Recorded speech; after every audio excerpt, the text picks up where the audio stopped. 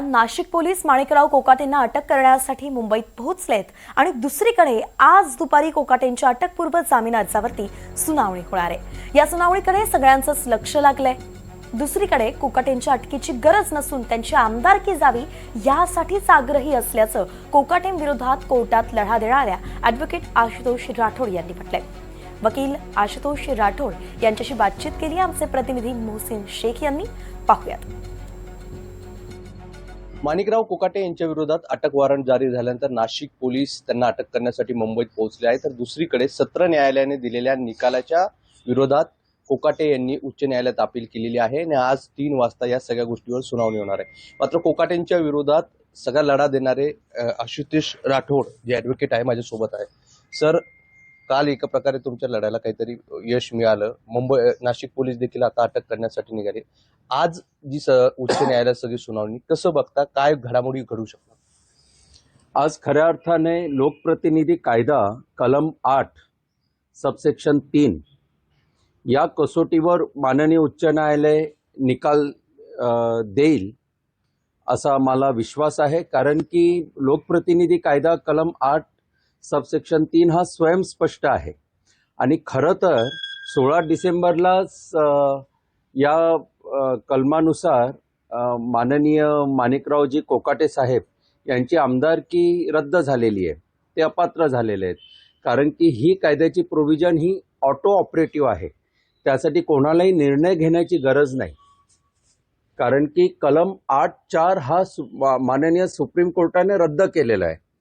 त्यामुळे आता प्रश्न फक्त एवढाच आहे की प्रस्थापित कायद्यानुसार, सेटल्ड लॉनुसार माननीय उच्च न्यायालय यांच्या निकालाची प्रतीक्षा करणे आणि आपल्या हातात तेच आहे। कायद्याची लढाई आहे, तत्वांची लढाई आहे, यात वैयक्तिक काही नाही।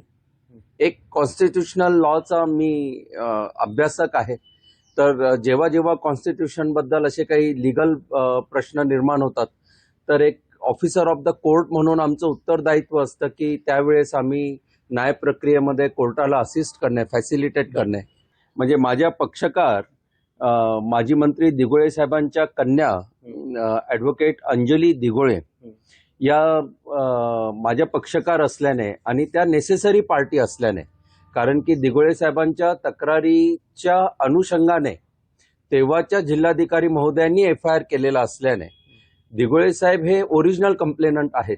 त्यानुसार माझे पक्षकार हे नेसेसरी पार्टी आहेत आणि पक्षकारांची बाजू मांडणं हे माझं प्रोफेशनल कमिटमेंट आहे। तर मी माझी बाजू मांडेल आणि लोकप्रतिनिधी कायद्यानुसार निर्णय व्हावा यासाठी आवश्यक जो काही युक्तिवाद आहे तो करील। बरं सर, एक महत्त्वाचा प्रश्न उपस्थित होतो की नाशिक पोलीस आता त्यांना अटक करण्यासाठी पोहोचलेले कालच्या निर्णयाने पोलिसांच्या या सगळ्या भूमीवर आणि आतापर्यंतच्या सगळ्या कारवाईवर न्यायालयाच्या निकालात तुम्ही समाधानी आहात?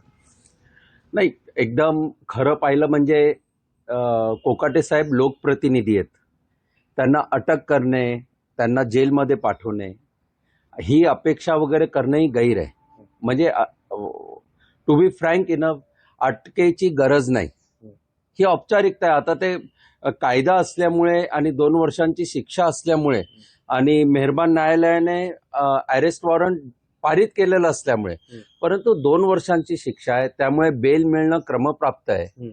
बेल मिळेल, बेलबद्दल काही हे नाही आणि आम्ही अटकेसाठी आग्रही नाही, कारण की अटकेची गरज नाही, काही इंट्रॉगेशन करायचं नाही, सर्व रेकॉर्ड उपलब्ध आहे, सर्व माहिती रेकॉर्डवर उपलब्ध आहे, त्यामुळे अटक करून तसं काही साध्यही होणार नाही।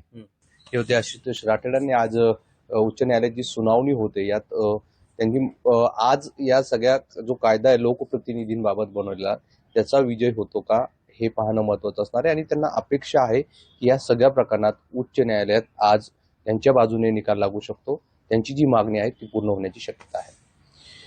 व्हिडिओ जर्नलिस्ट राहुल चव्हाणसह मी मोहसिन शेख, NDTV, छत्रपती संभाजी।